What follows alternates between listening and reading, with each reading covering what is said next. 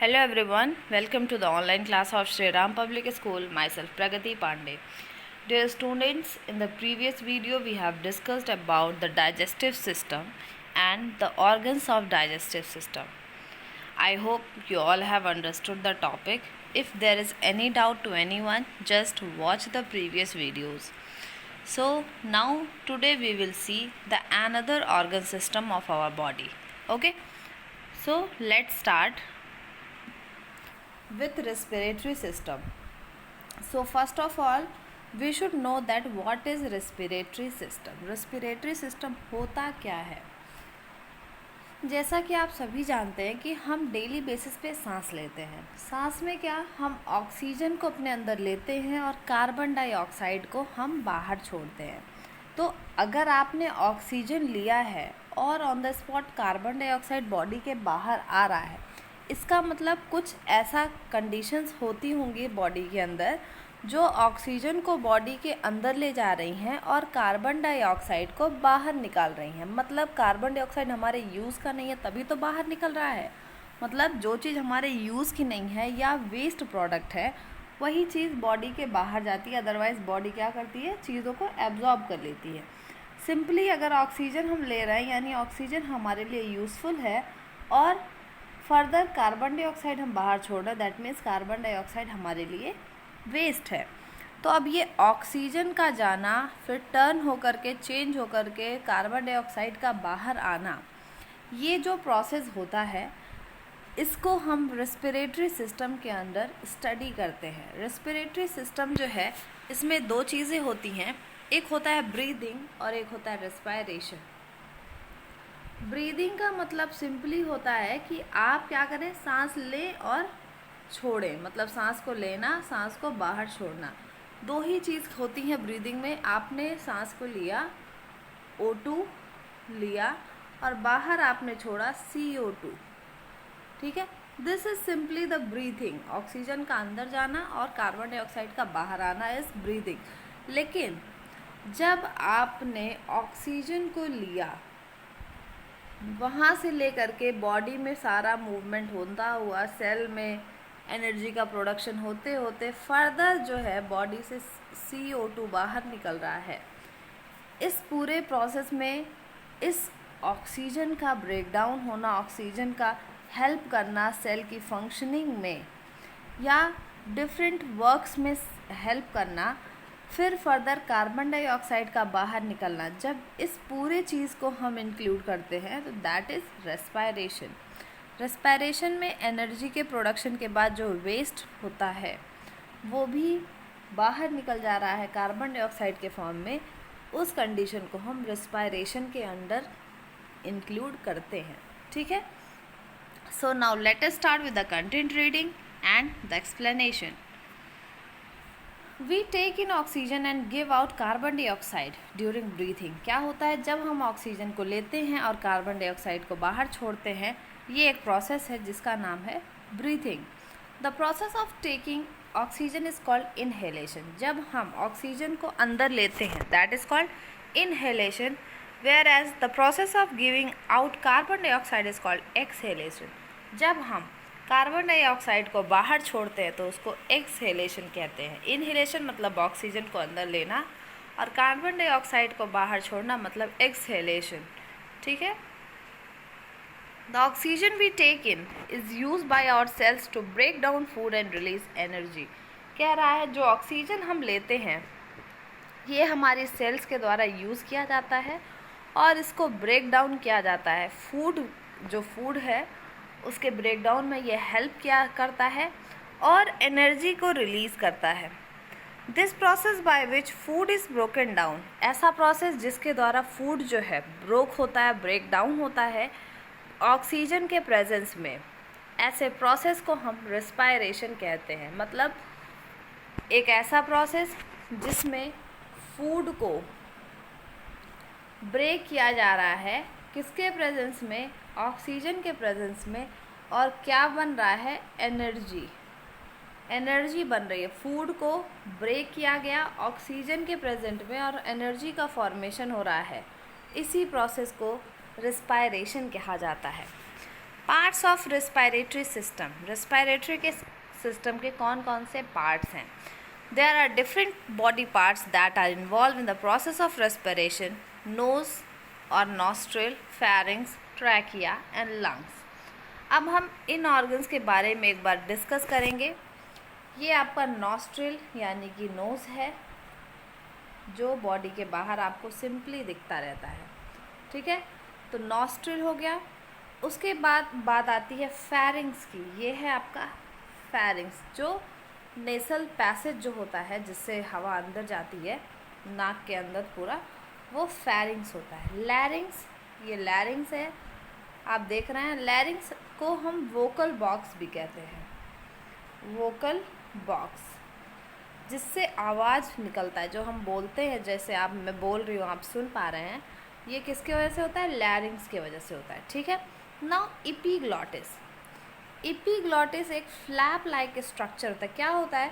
नाक का ऐसे करके और माउथ भी यहीं पर है, दोनों पाइप यहाँ पर ऐसे जा करके मिल जाती हैं। कभी कभी आप खाना खाते हैं तो देखिए, आपके जब विंड पाइप में थोड़ा भी वाटर या चावल कुछ भी पड़ जाता है तो आपको तुरंत खांसी आने लगती है, आप और नहीं खा पाते हैं और बाद में वो चावल आपके मुंह में आ जाता है या पानी नाक से निकलने लगता है। तो क्या होता है? ये है नोज़ आपका, यहाँ पर ये आपका फेस है और ये है आपका माउथ। नोज़ का जो पाइप है और माउथ की जो पाइप है, दोनों आकर के यहाँ मिली होती है, लेकिन ये पाइप फिर यहाँ से एक लंग्स में चली जाती है और दूसरी क्या होती है, आगे बढ़ के पेट में चली आती है, स्टमक में, और यहाँ पे है लंग्स। लेकिन अब आप सोचो, ये एक ही सिंगल पाइप थी, ये पाइप इधर चली गई लंग्स में और यही पाइप नीचे खाने वाले में चली आई, कुछ इस तरह का होता है। तो क्या क्या होता है? खाना आपने यहाँ से खाया है, खाने के मॉलिक्यूल्स यहाँ पे अंदर जा रहे हैं, तो इसके अंदर ना चले जाए, इधर लंग्स में ना चले जाएं, इसलिए जो एक एपिग्लॉटिस होता है वो यहाँ पर ऐसे प्रेजेंट होता है। क्या करता है ये? जब हवा जाना होता है तो इसको ऐसे खोल देता है, इसको ढक लेता है और हवा लंग्स में चली जाती है। और जब हम खाना खाते हैं तो ये क्या करता है? ये दूसरे वाले को, इसको कवर कर लेता है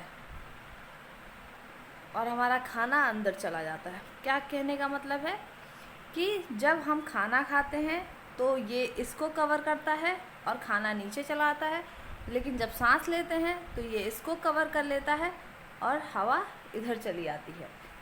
तो ये होता है एपिग्लॉटिस। ये कवरिंग जैसा होता है जो कभी हवा और खाना के लिए अलग अलग वर्क करता है, ठीक है।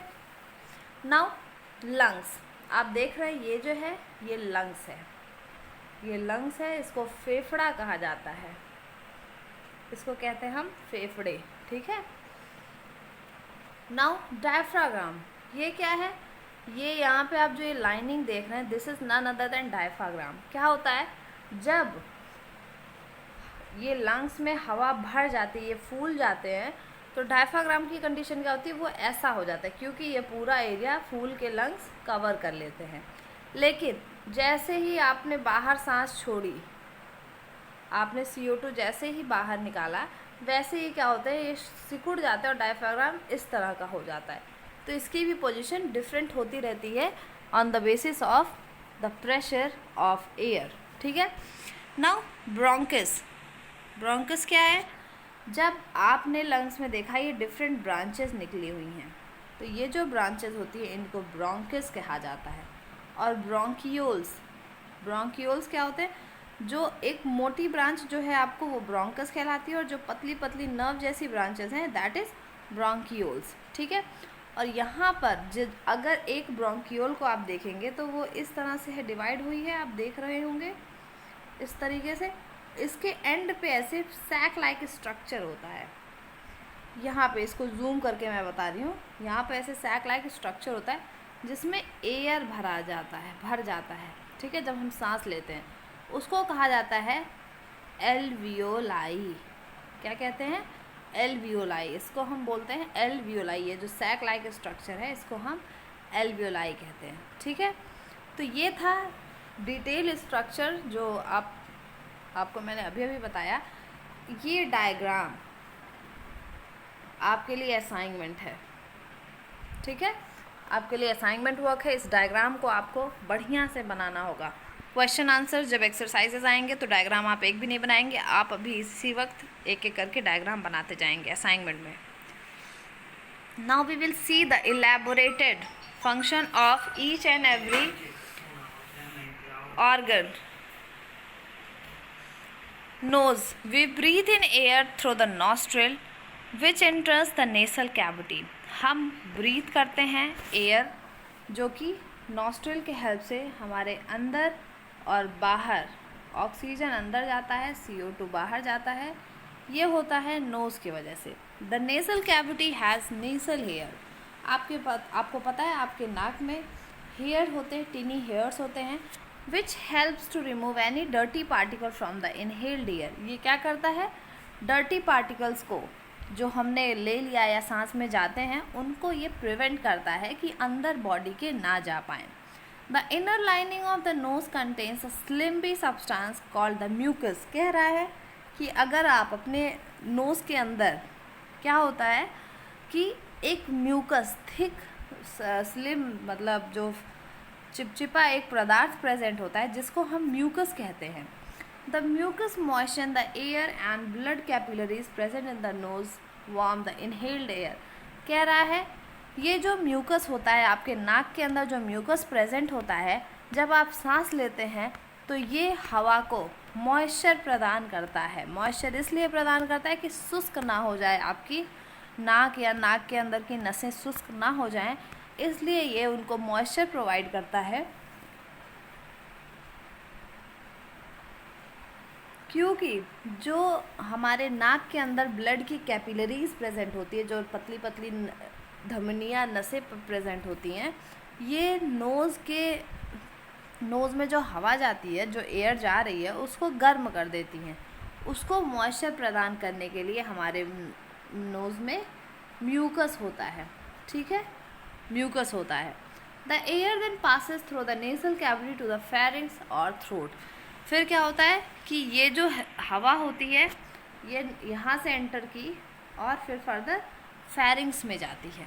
ठीक, फेरिंक्स में जाती है. Now the next organ is pharynx. Pharynx is a funnel-shaped muscular structure that extends from the nasal cavity to the esophagus and larynx. कह रहा है कि ये जो pharynx होता है ये एक funnel shape का होता है, muscular structure होता है, which extend from the nasal cavity to the esophagus and larynx. कह रहा है कि ये जो muscular structure है ये nasal cavity यानी नाक का जो गैप है, जो एरिया है, वहाँ से ईसोफेगस के पैरेलल प्रेजेंट होता है. The air that enters the pharynx get diverted through epiglottis. कह रहा है कि जो आप एयर लेते हैं, जो एयर लिया जाता है ये यहाँ से एंटर किया, फेरिंग्स में आया जहाँ से ईसोफेगस भी चालू है. ईसोफेगस मतलब फूड पाइप, मैंने बताया था डाइजेस्टिव सिस्टम में. ईसोफेगस भी जहाँ है वहाँ पे क्या होता है, एक फ्लैप लाइक स्ट्रक्चर होता है एपिग्लॉटिस, जो क्या करता है एयर को डायरेक्शन देता है. अगर एपिग्लॉटिस ये लंग्स की है लाइनिंग और ये नीचे फूड पाइप की है, तो एपिग्लॉटिस कुछ यहाँ पर प्रेजेंट होता है. आप देख सकते हैं यहाँ पर इस तरह से. अगर ये यहाँ कवर किया तो हवा सीधा स्टमक में जाएगी, लेकिन अगर इसने कवर किया आपका ये पोर्शन तो हवा सीधा लंग्स में जाएगी. तो एपिग्लॉटिस क्या करता है, हवा को डायरेक्शन प्रोवाइड करता है. क्या करता है, डायरेक्शन प्रोवाइड करता है. Pharynx is used while eating food as well as while breathing as it is a common passage for the food and the air. Pharynx use तब होता है जब खाना खाया जा रहा हो या सांस लिया जा रहा हो, क्योंकि खाना खाते टाइम खाना पेट में जाना चाहिए तो एपिग्लॉटिस वर्क करता है. वहीं पर अगर हम सांस ले रहे हैं तो हवा लंग्स में जानी चाहिए, इसलिए वो उस टाइम भी वर्क करता है. ठीक है, तो नेसल कैविटी और फेरिंग्स के बारे में आपने जाना. Now लैरिंग्स. लैरिंग्स is also called the voice box. लैरिंग्स को हम वॉइस बॉक्स भी कहते हैं. It is a tube like structure made of cartilage. ये एक ट्यूब जैसा स्ट्रक्चर होता है जो कार्टिलेज का बना होता है.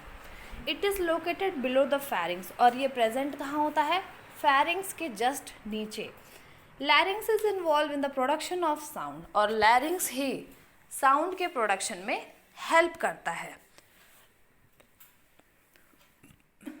When air passes through it, the vocal cord of larynx vibrates to produce sound. कह रहा है कि जब हवा पास होती है लैरिंग्स के थ्रू तो वोकल कॉर्ड जो है वो उस समय लैरिंग्स वाइब्रेट करने लगता है. और जब आपको पता है जब किसी चीज़ का वाइब्रेशन होता है तो साउंड प्रोड्यूस होता है. जब कोई भी चीज़ है जैसे गिटार ही है, गिटार के तार को जब वाइब्रेट किया जाता है तो क्या होता है, साउंड का प्रोडक्शन होता है. तो कह रहा है कि जब एयर पास करता है वोकल कॉर्ड से तो लैरिंग्स वाइब्रेट करने लगती है और साउंड प्रोड्यूस होने लगता है. If the food particles enter in the larynx while eating we tend to cough. जब कभी भी हम खाना खाते वक्त फूड का एक भी पार्टिकल आपके लैरिंग्स में अगर चला जाता है तो हमें खांसी आने लगती है. ठीक है. Epiglottis is a leaf-shaped structure present above the larynx that act as a lid during the swallowing of food. कह रहा है कि epiglottis एक पत्ते जैसा होता है, लीफ जैसा स्ट्रक्चर होता है जो प्रेजेंट होता है लैरिंग्स के ऊपर, जो एक ढक्कन का काम करता है जब हम खाना घूंटते हैं. It closes while we swallow food. अगर ये बंद हो जाता है जब हम खाना खाते हैं और खाना सीधा हमारे पेट में जाता है, और जब हमें सांस लेना होता है तो ये ओपन होता है और हमारी जो सांस है, हमारी जो हवा है जो हम लेते हैं वो सीधा सीधा हमारे विंड पाइप से होते हुए हमारे लंग्स में चली जाती है. Now the next one is trachea. Next organ of respiratory system is trachea. Trachea, it is a tube like structure of about 10 to 12 centimetre long. कह रहा है कि जो ट्रैकिया होता है आपका, इसी को हम विंड पाइप भी कहते हैं. ये एक ट्यूब जैसा स्ट्रक्चर होता है जो लगभग 10 से 12 सेंटीमीटर लंबा होता है और इसकी चौड़ाई 2 सेंटीमीटर होती है. It lies just below the larynx. ये कहाँ प्रेजेंट होता है, लैरिंग्स के जस्ट नीचे. The trachea at its lower and divides into inverted Y-shaped structure consisting of two tubes called bronchi, singular bronchus. These tubes enter the left and the right lungs. These are the tubes through which the air enters into the lungs. कह रहा है कि ये जो trachea होता है ये Y shaped होता है. अगर आप देखेंगे ध्यान से तो आप देखिए ये इधर और इधर ये क्या है, वाई शेप का स्ट्रक्चर आपको ईजिली दिख रहा होगा, ईजिली विजिबल होगा. ये वाई शेप का स्ट्रक्चर जो है फर्दर ये डिफरेंट ऐसे ब्रांचेस में और सब ब्रांचेस में डिवाइडेड रहता है. तो ट्रैकिया एक वाई शेप का स्ट्रक्चर है जो लंग्स में ब्रांचेस और सब ब्रांचेस में डिवाइडेड होता है. इसके जो ब्रांचेस होते हैं उनको हम कहते हैं ब्रोंकस, ब्रोंकस हम कहते हैं, और इसके जो सब ब्रांचेस होते हैं उनको हम ब्रोंकियोल्स कहते हैं. ठीक है. तो आपको पता चल गया कि ट्रैकिया कैसा होता है और उसमें क्या क्या चीज़ें प्रेजेंट होती है. 2 लोब होता है, 2 ट्यूब होते हैं जो ब्रोंकाई या ब्रोंकस कहलाते हैं. हर ट्यूब लेफ्ट लंग्स के अंदर होता है, लंग्स के अंदर के साइड उसका डेवलपमेंट होता है, और इसमें ब्रांचेस होती है जिनको ब्रोंकस कहा जाता है और सब ब्रांचेस होती हैं जिनको ब्रोंकियोल्स कहा जाता है. Each bronchus further divided into tiny branch like structure called bronchioles. अभी अभी हमने बताया. The bronchioles further branch off into tiny structure called alveoli.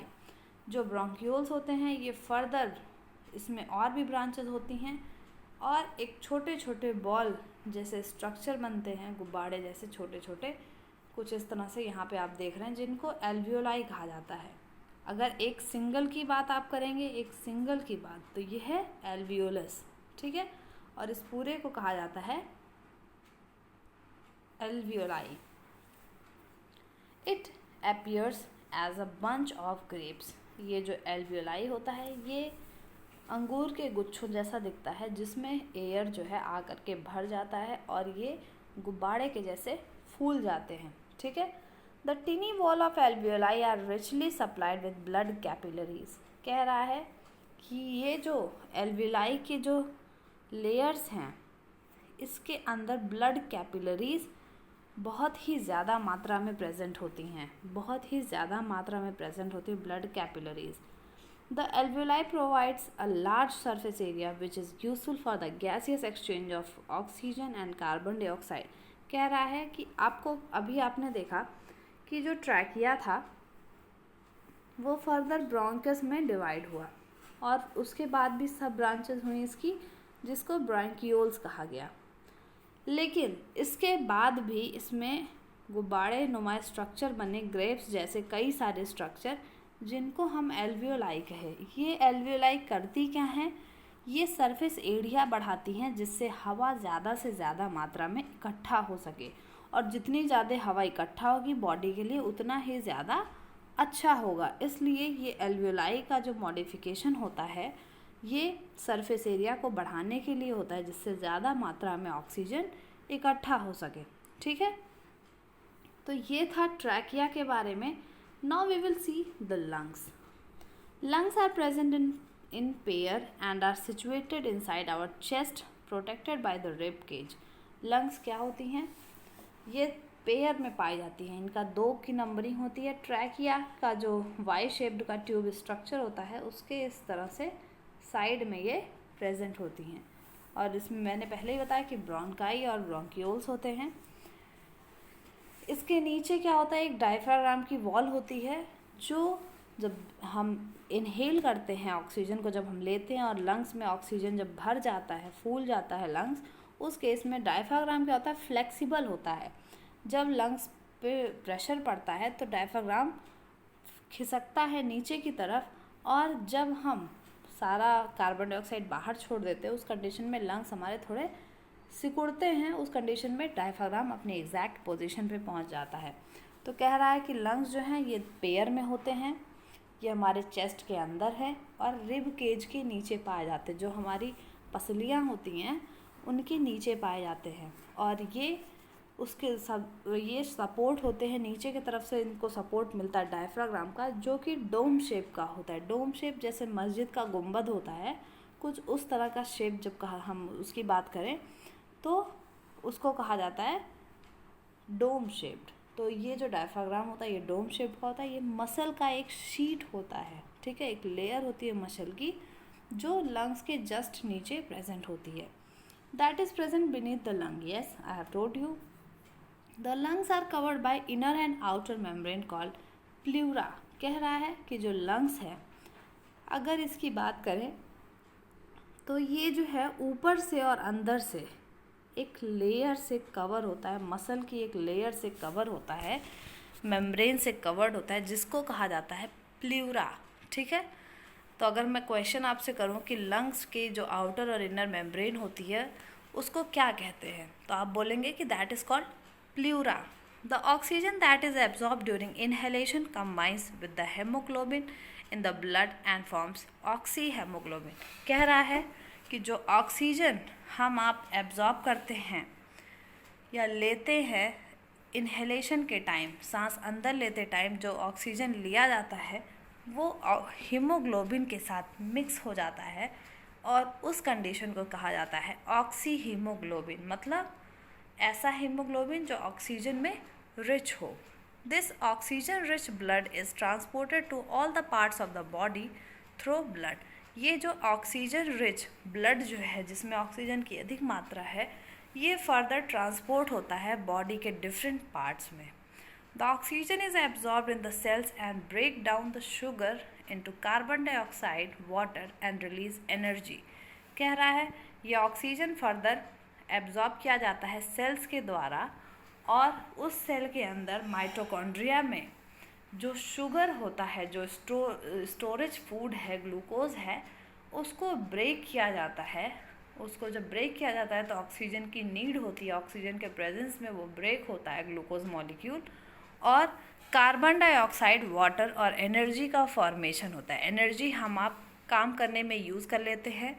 Water urine बन के बाहर आ जाता है, और जो कार्बन डाइऑक्साइड है वो ब्लड के साथ मिक्स होकर के आपके लंग्स तक आता है, और हम फिर सांस छोड़ के उसको बाहर निकाल देते हैं.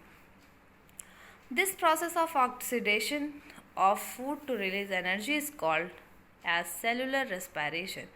और यही जो प्रोसेस है जिसमें ऑक्सीजन के हेल्प से ये पूरा रिएक्शन होता है उसको कहा जाता है सेलुलर रेस्पिरेशन।